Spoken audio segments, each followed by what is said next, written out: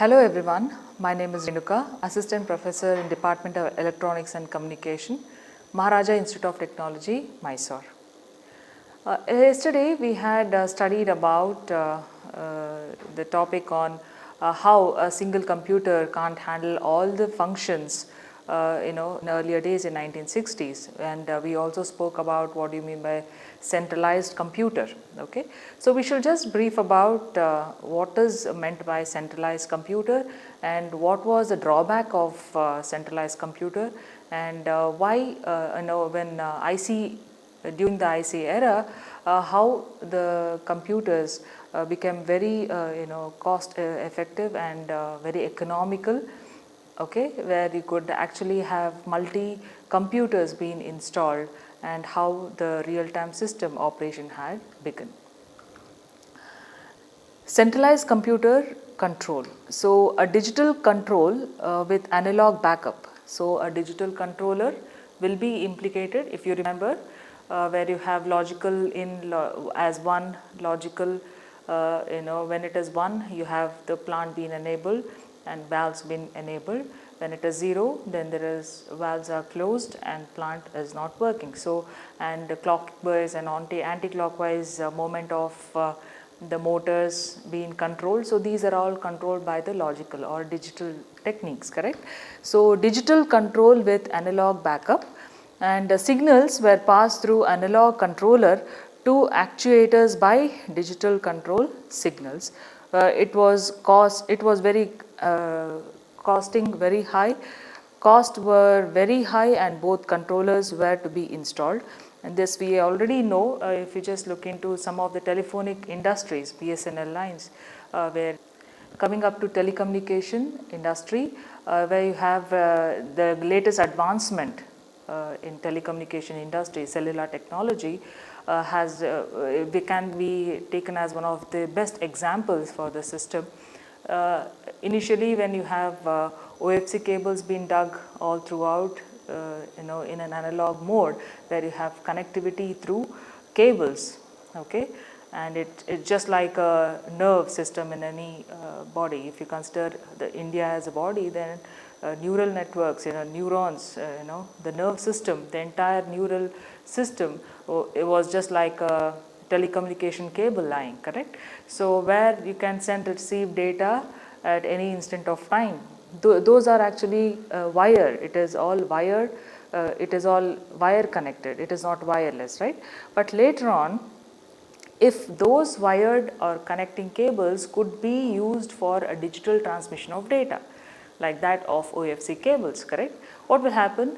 It has a it is beneficial, but the cost is very high, and there are its own drawbacks, right.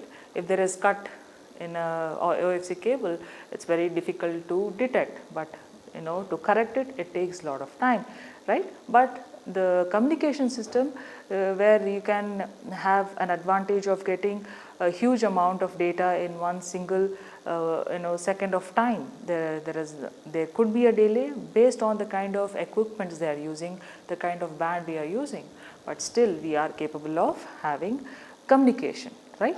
But that's the reason, that's how actually using an analog links, you have a digital data being transmitted, okay. Then the problem here, as the BSNL encountered, was they had invested a lot on the analog system, where you have cabling being done, and that's the reason very cost network service providers who have got the same band with very less cost, and it is more reliable for many of the customers, right. So, that's one of the reason why the centralized computer sometimes fail, even in if you consider like the client server, okay. The client is a server is a place where you have all the information being stored.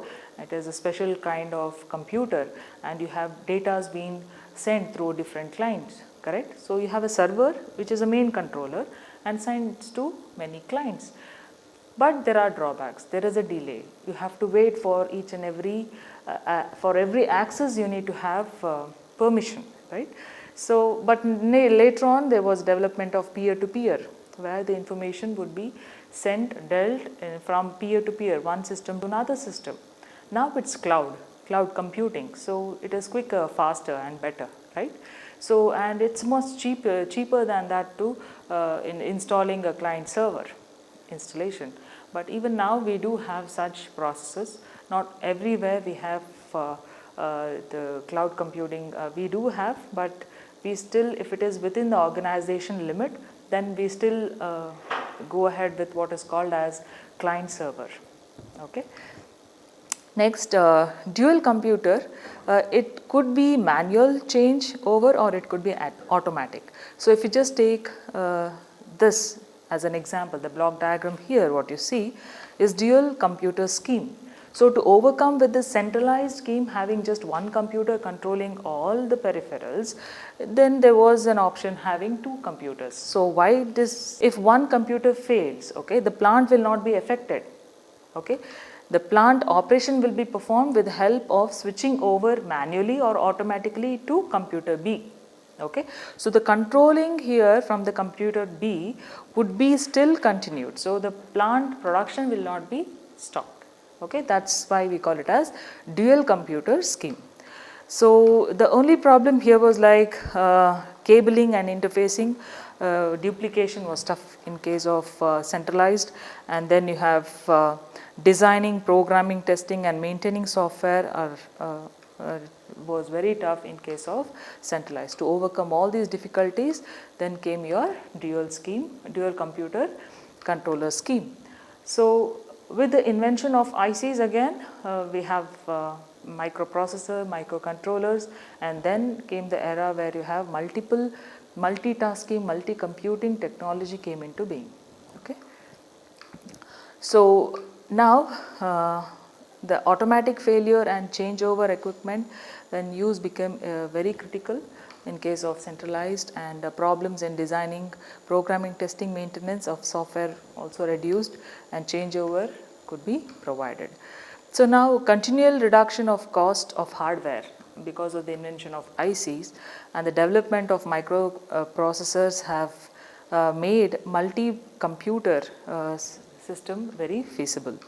So, there are two types in which you can classify the entire.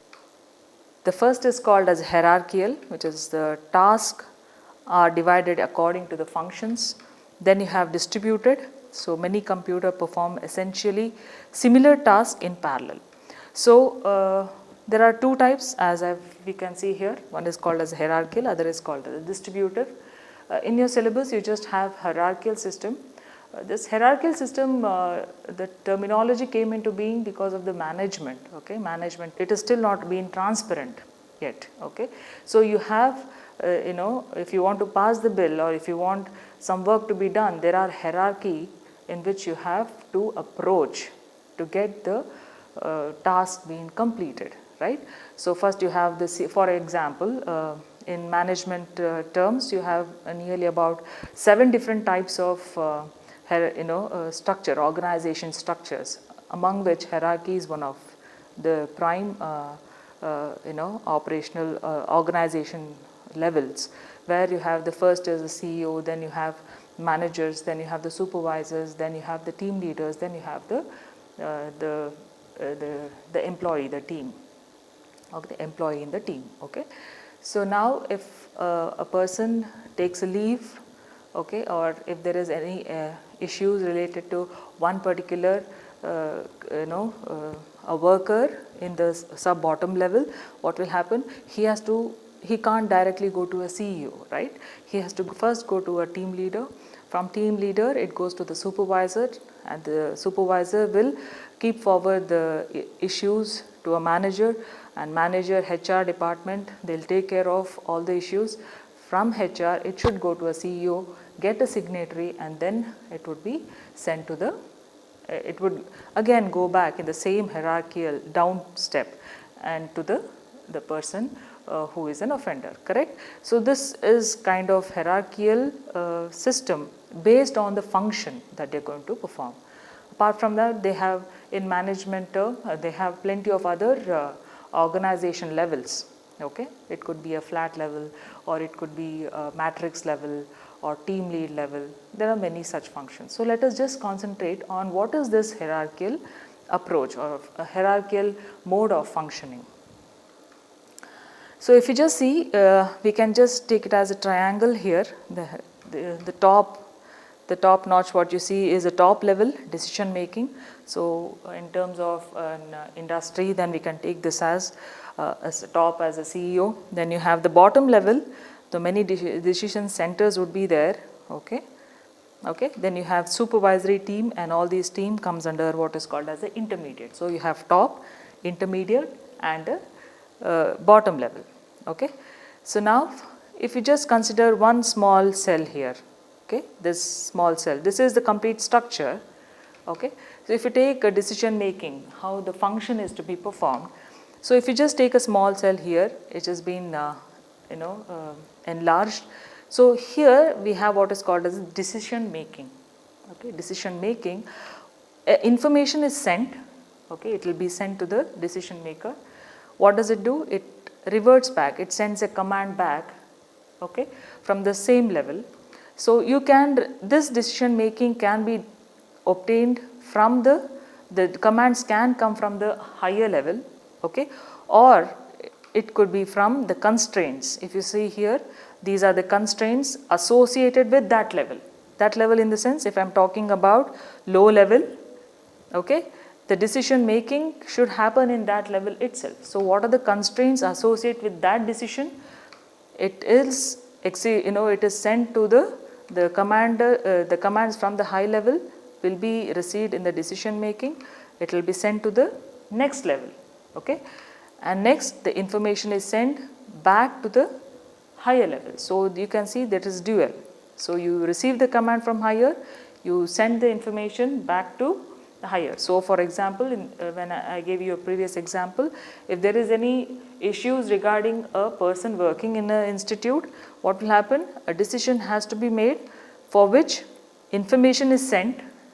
Information can be sent from the lower level, okay, or a command can be given from a higher level. But once the command is received, okay, then the command has to be delivered back to the person, right? Or the information here regarding the person would be sent to higher up, correct? Based on the kind of constraints in that particular level. Got it?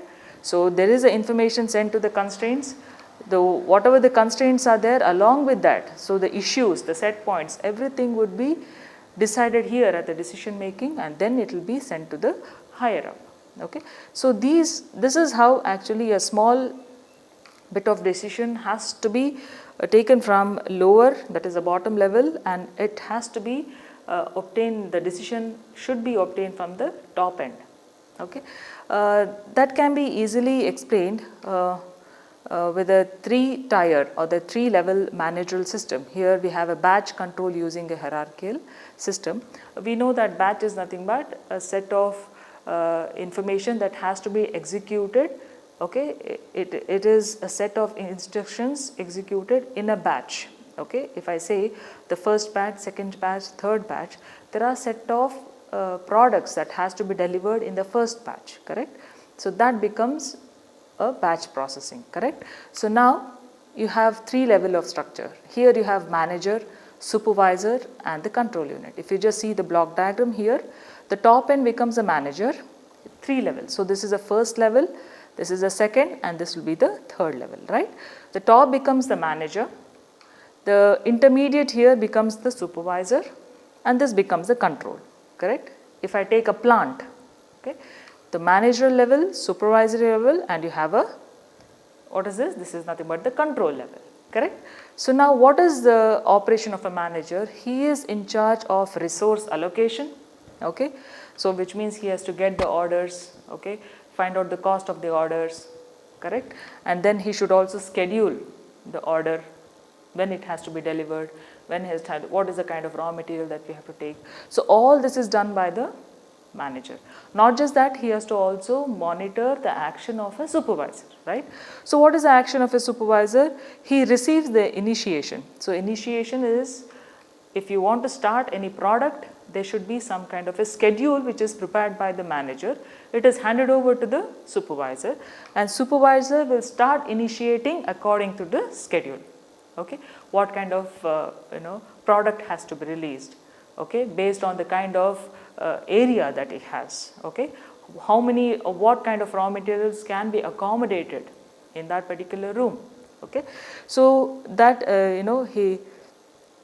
this recipe will be initiated, then he has the ability to control the entire operation, and he coordinates between all the control units. So I can just say that a manager has one computer, the supervisor will have one computer, and if you just go down here, this is complete control unit.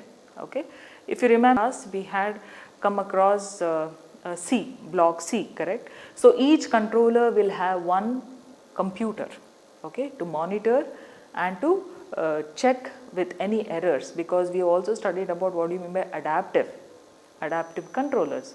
These adaptive controllers could also be implemented in controllers, right? In that, so that has to be there has to be a computer in each and every control unit.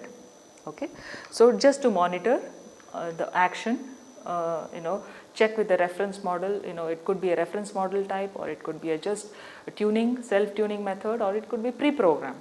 So any of the adaptive controllers would be there in the controlling station, so which has to be monitored. So those monitored, all the system will be internally connected, and that will be supervised by the supervisor in his system. So it becomes like a server, right?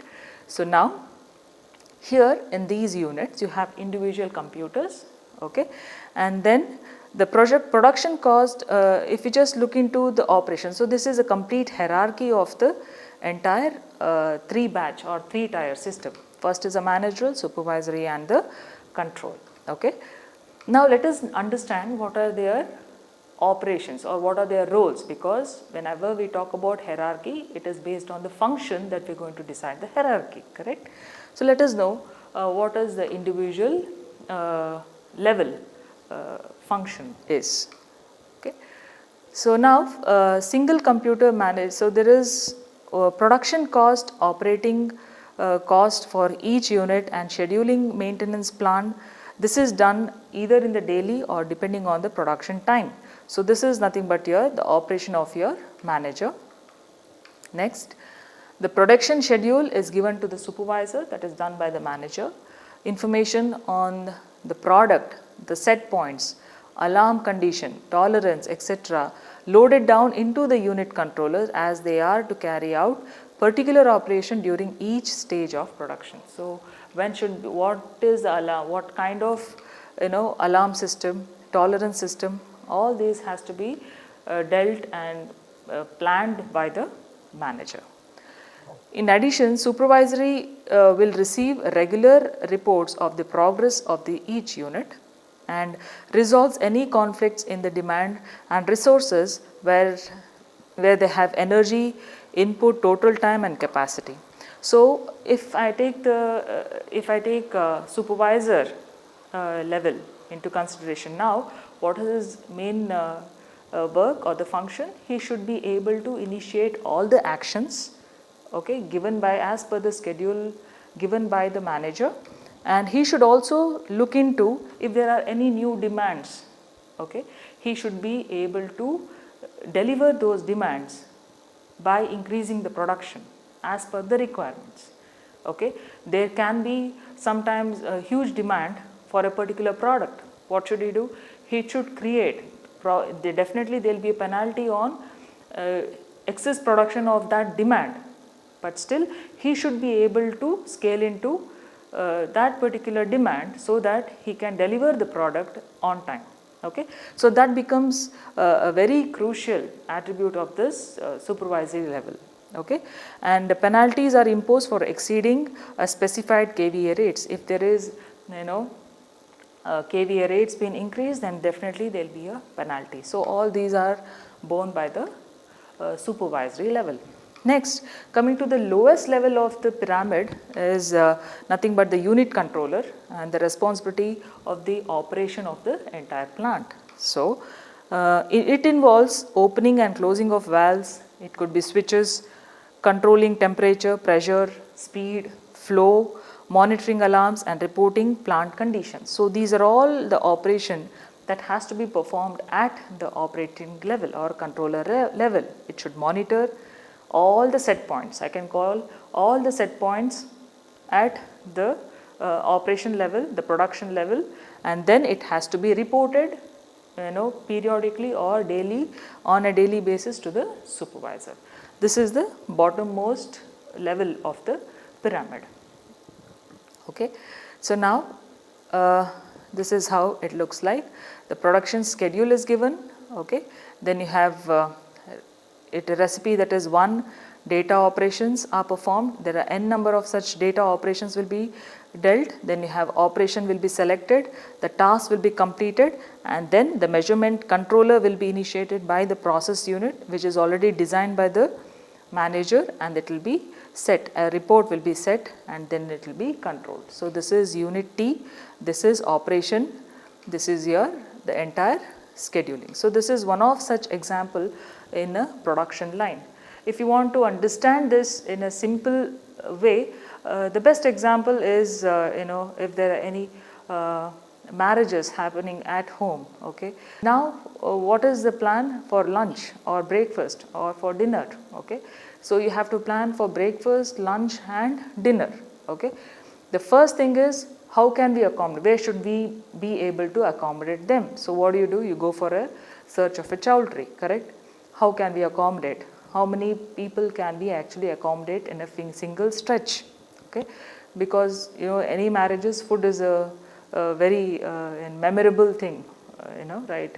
They say that this marriage was very good because of food, because of XYZ, correct?